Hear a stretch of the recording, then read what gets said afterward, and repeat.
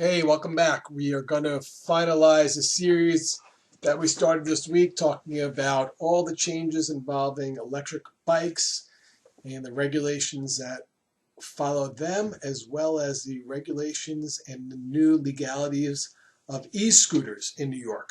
So I covered e-bikes and all the laws that affect them. Today we're going to run through really quickly e-scooters and the laws that affect them. So we start with the amendment to the Vehicle and Traffic Law, which is now 114-E, and that's the definition of an electric scooter. Every device weighing less than 100 pounds that A, has handlebars, a floorboard or a seat that can be stood upon or sat upon by the operator, and an electric motor, can be powered by electric motor and or human power, and C, has a maximum speed of no more than 20 miles per hour on a paved level surface when powered solely by an electric motor. So that's what we're defining them as.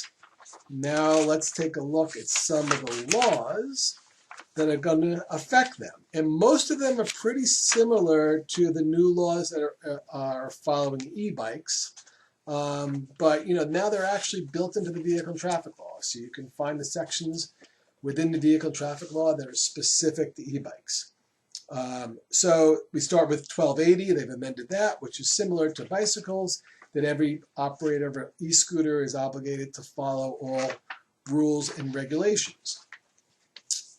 One thing I didn't talk about with e-bikes, and we'll talk a little bit here with e-scooters, is if a child is unlawfully or illegally operating one of these devices, who gets the summons? So the way it works is the parent of a child under the age of 16 is going to be responsible for the acts of that child. So the child will not get the summons, the parent is going to get the summons.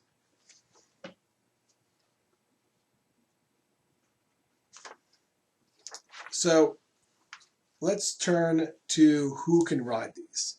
So like an e-bike, no person under the age of 16 years of age shall operate or ride as a passenger on an electric scooter, and no person 16 years of age or older shall allow any person less than 16 years of age to operate or ride as a passenger upon such scooters. So get this, right? You understand, children under the age of 16, it's unlawful for them to ride an e-scooter. And like the previous statutes that we talked about with e-bikes, they also can only be operated on a road that has a speed limit of less than 30 miles an hour, or 30 miles an hour or less. No person shall operate an electric scooter in excess of 15 miles per hour. So that's the maximum speed they can reach.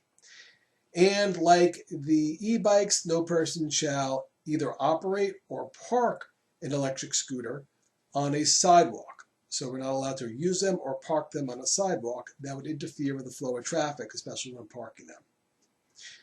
Again, like e-bikes, no person shall operate an electric scooter on any public lands or property other than a highway, exclusive of any greenway running adjacent to or connected with a highway.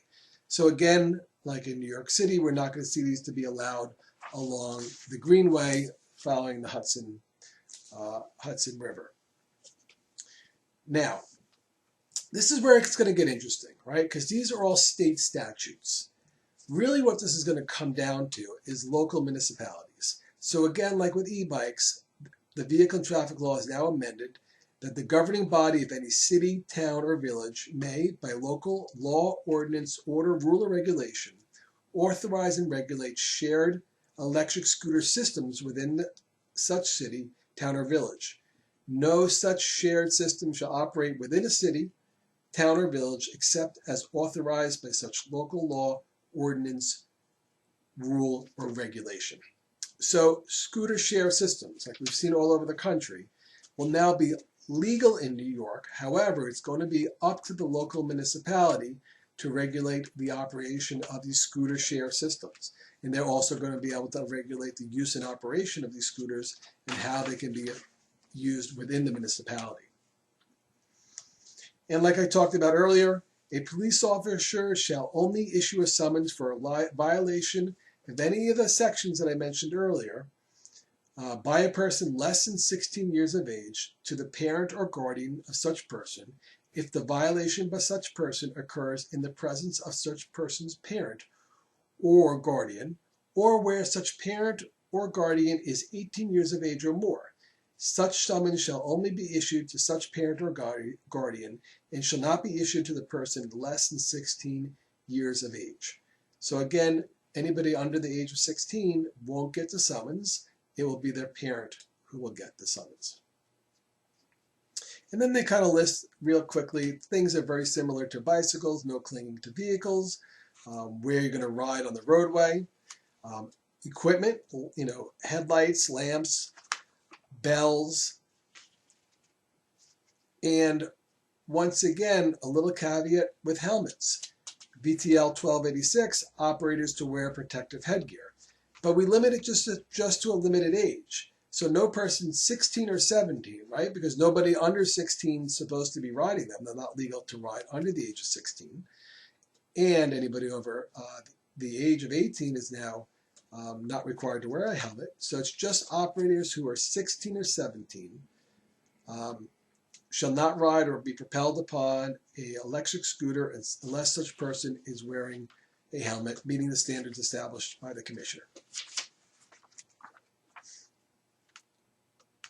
And finally, we're going to have the same rules regard to intoxication that we have with e-bikes. Operating an electric scooter while intoxicated per se. No person shall operate an electric scooter while such person has 0.08 of 1% or more by weight of alcohol in the person's blood as shown by chemical analysis. So while we talked about earlier that a manual bike can be operated while intoxicated, we now are learning that e-bikes cannot be operated while intoxicated and e-scooters cannot be operated while intoxicated. So that's what we're going to learn, or that's what we learned about e-scooters as this new law was passed on April 1st. And next time we're going to return back to some more bike law topics. We're going to start talking about Doorings, have more details about how crashes occurred. I have a whole list of things we're going to continue to cover through this series. Once again, thanks for watching and stay safe.